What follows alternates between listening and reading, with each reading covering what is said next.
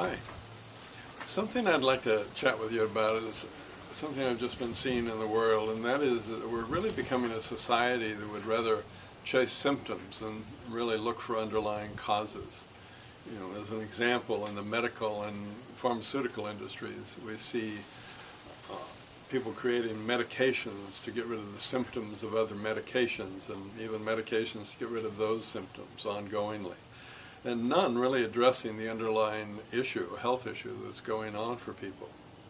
I remember playing with golf with a guy, and he was sharing that he was taking 17 different pills, and more than half of them were really to just treat the symptoms of the other pills.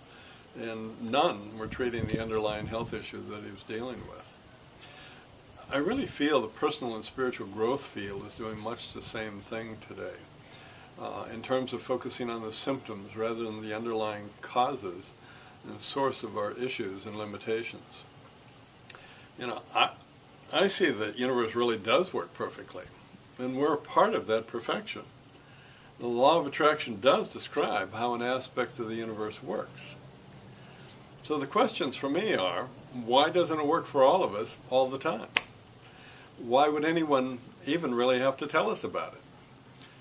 We figure out how to breathe within seconds of being born, and we're certainly at the effect of gravity from that earliest moment, and I would think, why isn't the law of attraction the same? Why would it be any different? If our thoughts and our feelings create a reality, why don't we have the life that we want? The answer, of course, is obvious, if we're willing to be honest with ourselves. What we are consciously saying we want, and what we are subconsciously feeling we're worthy of, aren't in alignment.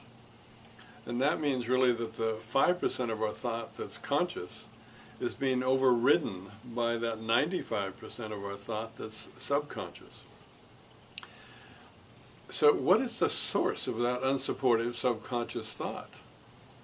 And of course what it is, it's the paradigm that we were raised in.